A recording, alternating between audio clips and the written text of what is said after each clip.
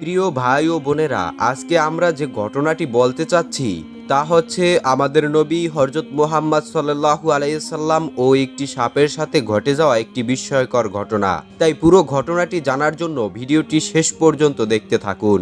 একবার হারেসা নামক সাপ কান্না করে করে মূসা নবীকে বলতেছে, হে নবী, আপনি একটু আল্লাহ তাআলার কাছে দরখাস্ত করুন, আপনি আল্লাহর কাছে একটু দোয়া করুন, যাতে আখিরি নবীর কাছে আমি ক্ষমা না চাওয়া পর্যন্ত, আখিরি নবীর সাথে আমি সাক্ষাৎ না করা পর্যন্ত আমার যেন হায়াত বৃদ্ধি করে দেওয়া হয়। তখন হযরত মূসা আলাইহিস সালাম আল্লাহ তাআলার কাছে কান্না করে বলতেছে, হে আল্লাহ, আখিরি নবী তো আসবে সবার শেষে, সে আসতে তো অনেক দেরি, আমার হারেসা সাপ এই অবস্থায় কিভাবে থাকবে?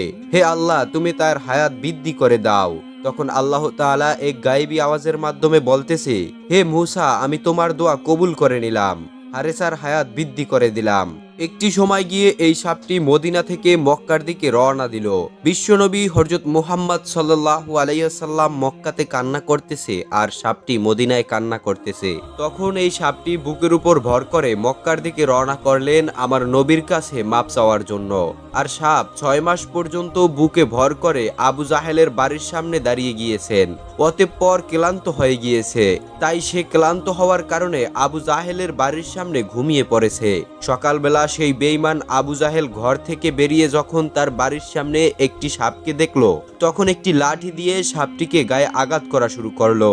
তখন সাপটি কান্না করে বলতেছে, হে আবু জাহেল, তুমি আমাকে মারিও না, আমি সাপ নই, আমি একজন মানুষ।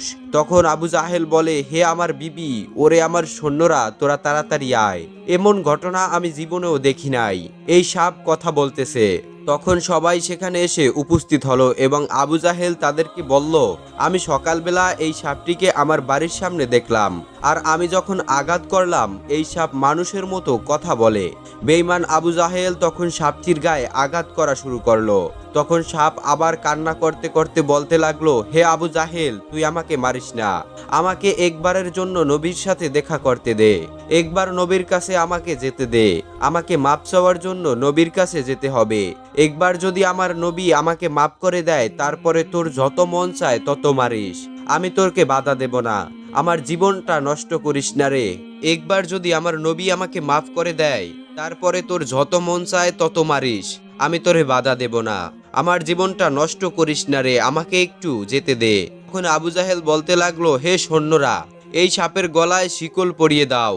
অতঃপর সাপের গলায় শিকল পরিয়ে তাকে খুঁটির সাথে বেঁধে রাখা হলো এবং তার গায়ে আঘাত করা শুরু করলো। আবার এবার হারেসা সাপ কান্না করে আর বলে, আমাকে যত মারা তুই মারিস, একবার তুই আমাকে মুহাম্মাদের কাছে যেতে দে। তখন আবু জাহেল বলে, হে বিবি, এই সাপের মুখ দিয়ে মুহাম্মাদের নাম আসছে, মনে হচ্ছে এই সাপটি মুহাম্মাদের জন্য পাগল, এই সাপটিকে তো ছাড়া যাবে না।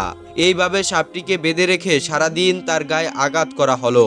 তখন সাপটি আবার কান্না করছে আর বলছে, ও আবু জাহেল, তুই বুঝলি না রে, আমি যদি মুহাম্মাদের কাছে যদি না যেতে পারি, আখিরি নবীর কাছে যদি না যেতে পারি, তাহলে তো আমার জীবন ধন্য হবে না, আমি তো মাপ পাবো না, আর জান্নাতে যেতে পারবো না, আমাকে জাহান্নামে চলে যেতে হবে। তুই আমাকে একবারের জন্য হলেও মুহাম্মাদের কাছে যেতে দে, যদি মুহাম্মদ একবার আমাকে মাফ করে দেয়, তারপরে তোর যত খুশি ততই আমাকে তুই মারিস। তখন বেঈমান আবু জাহেল বলছে, হে সাপ, তুই কথা বলিস না, তোকে মুহাম্মদ পাঠিয়েছে, কারণ বর্তমানে তার সাথে আমার সাথে ঝামেলা চলছে, সে কিনা আমাদের ধর্মের উপর কালি দিতেছে। হে সাপ, তোকে তো আমি ছাড়বো না। সারাদিন সারা রাত সাপটিকে মারার পরে পরের দিন সকালবেলা আবার সাপটিকে মারা শুরু করলো। তখন সাপটি বলতে লাগলো, ইয়া আবু জাহেল, তুমি আমাকে কেন মারছো সেটা আমি বুঝতে পেরেছি, আখিরি নবীর সাথে বেয়াদবি করার কারণে আজ আমার এই শাস্তি।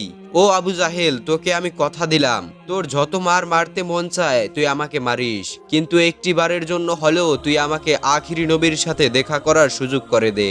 আবু জাহেল, আমি যদি মুহাম্মাদের কাছে গিয়ে মুহাম্মাদের পায়ে যদি একটি চুমু দিতে পারি এবং আমাকে যদি মুহাম্মদ মাফ করে দেয়, তাহলে আলহামদুলিল্লাহ, আর যদি মাফ নাও করে তাও আমি তোর কাছে এসে ধরা দেব।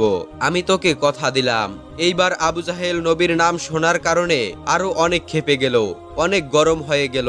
সাপটিকে মারতে মারতে এমন মারা মারে, তখন আবু জাহেল তার বিবিকে বলে, হে বিবি, তুমি আমার ঘর থেকে আমার লোহার চাবুককে নিয়ে আসো। তখন সাপটিকে আবু জাহেল চাবুক মারতে মারতে এবার সাপের লেজের অংশটি কেটে ফেললো। তারপর আবু জাহেল তার বিবিকে বলল, হে আমার বিবি, তুমি আমার ঘরে গিয়ে লবণ নিয়ে আসো। এই সাপটি মোহাম্মদের জাদুর সাপ, এটিকে মেরে ফেলতে হবে। তখন লবণ সাপের গায়ে লাগিয়ে দেওয়ার পরে সাপটি ছটফট করতে লাগলো। এবার সাপটি কান্না করছে আর বলছে, হে আবু জাহেল, তুমি আমার শরীরটাকে কেটে ফেলেছো আর গায়ে লবণ লাগিয়ে দিয়েছো, আমি সহ্য করতে পারছি না। তবুও এই রক্তমাখা শরীর নিয়ে তুমি একবার আমাকে আখিরি নবীর কাছে যেতে দাও, মোহাম্মদের কাছে যেতে দাও, আমাকে ক্ষমা চাইতে দাও। তার কাছে গিয়ে আমি তোমাকে কথা দিলাম তোমার কাছে আবার ফিরে আসব। আবু জাহেল সাপের কথাটি মানল না। তারপর আরো একটি টুকরো করে ফেললো। মাঝে মাঝে যখন কাটা হয় তখন সাপটা সহ্য করতে না পেরে মাটির সাথে মাথা লাগিয়ে দিল। তখন সাপটি কান্না করে আল্লাহকে বলছে, হে আল্লাহ, আমি বুঝে গেছি এই বেঈমান আবু জাহেল আমাকে ছাড়বে না। আমি যদি নবীর কাছে না যেতে পারি তাহলে আমার জীবন ধন্য হবে না, আমার তো জীবন নষ্ট হয়ে যাবে। আমাকে তো মুহাম্মাদের কাছে গিয়ে মাপ চাওয়ার জন্য সুযোগ দাও, না হলে ওই দুনিয়াতে গিয়ে আমি তো জাহান্নামের আগুন সইতে পারবো না। হে আল্লাহ, যত শাস্তি দেওয়ার আমাকে তুমি এই দুনিয়াতে শাস্তি দিয়ে দাও। অতঃপর একটি পর্যায়ে গিয়ে সাপটিকে মেরে ফেললো। সাপটিকে পুরোপুরি মেরে ফেলার পরে আবু জাহেল তার বিবিকে বলতেছে, হে বিবি, এটি তো মুহাম্মাদের সাপ, এটি মুহাম্মাদের জাদুর সাপ, এটি পুনরায় আবার জীবিত হয়ে যেতে পারে, তাই এটিকে আগুনে পোড়ানো হবে। এটিকে যদি আগুনে আমরা পুড়িয়ে ফেলে দেই তাহলে এটি আর বাঁচতে পারবে না।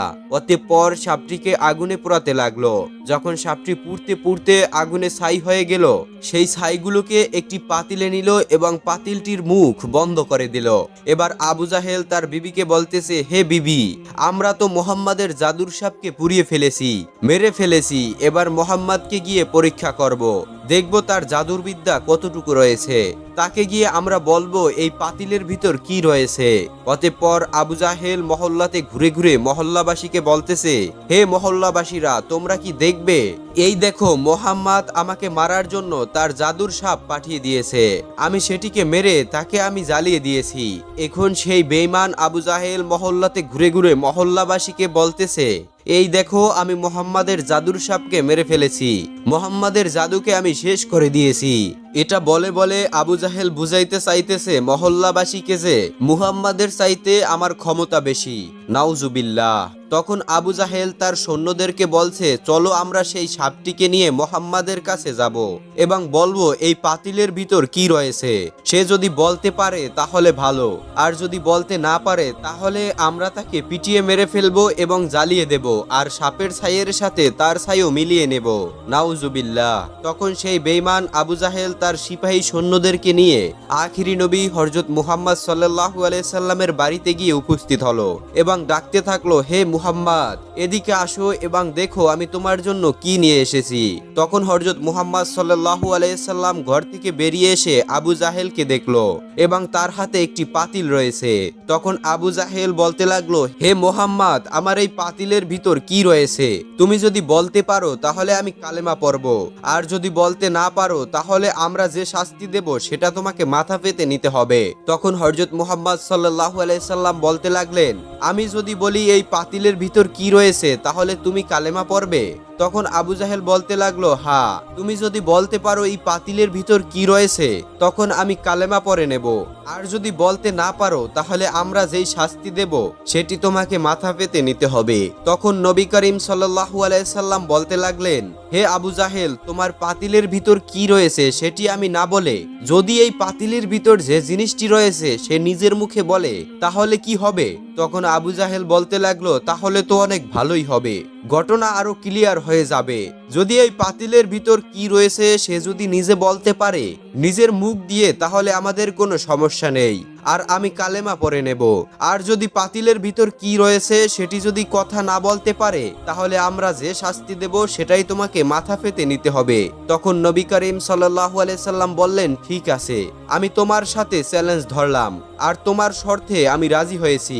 এই পাতিলের ভিতর কি রয়েছে সেটা যদি কথা না বলতে পারে, তোমরা যে শাস্তি দেবে সেটা আমি মাথা পেতে নেব। অতঃপর আবু জাহেল সবাইকে বলতেছে, হে মহল্লাবাসীরা, তোমরা শোনো, মোহাম্মদ বলছে এই পাতিলের ভিতর কি রয়েছে সেটি নিজের মুখেই সে বলবে।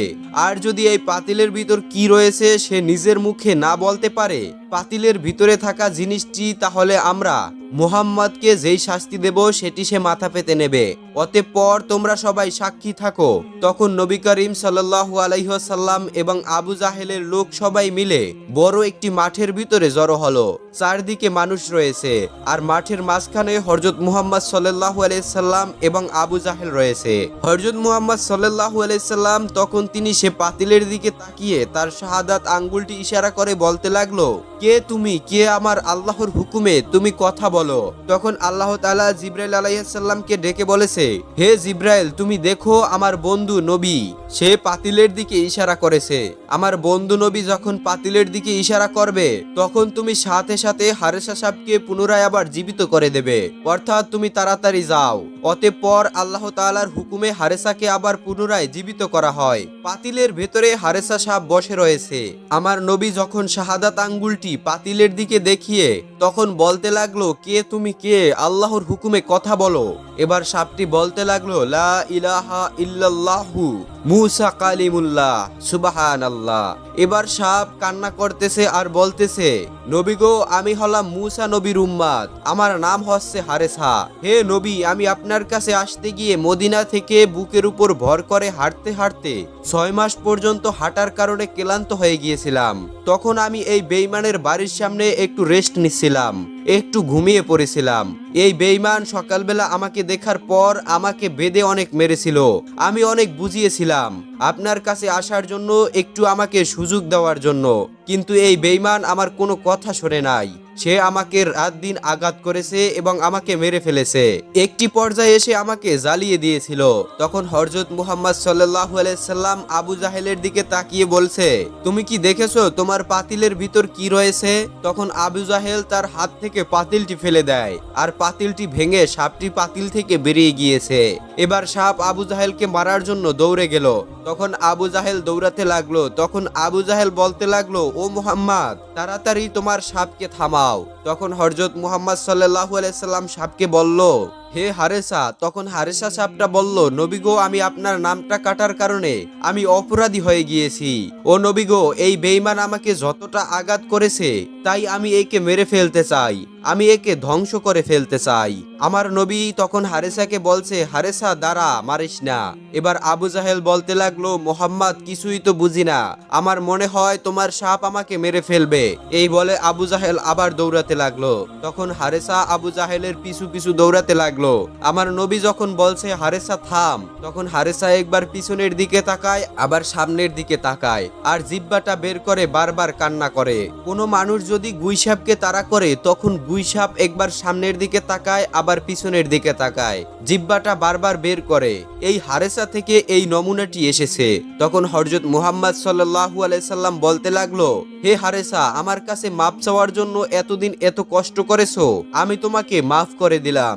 তখন হারেসা কান্না করছে আর বলছে, হে নবী, আপনি আমাকে মাফ করছেন, আমার জীবন ধন্য হয়ে গিয়েছে। এই বলে হারেসা পচা পানির দিকে রওনা করলো। গুইসাপও কিন্তু ময়লা আবর্জনার ভিতরে থাকে, ভালো জায়গায় থাকে না। এবার হারেসা আমার নবীর দিকে একবার পিছনে তাকায়, আবার সামনের দিকে তাকায়। তখন আমার নবী হযরত মুহাম্মদ সাল্লাল্লাহু আলাইহি সাল্লাম হারেসাকে ডেকে বলল, হে হারেসা, তুই কি মানুষ হবিনি? তখন হারেসা বললে, আপনি আমাকে মাফ করে দিয়েছেন, আমার জীবন ধন্য হয়ে গিয়েছে।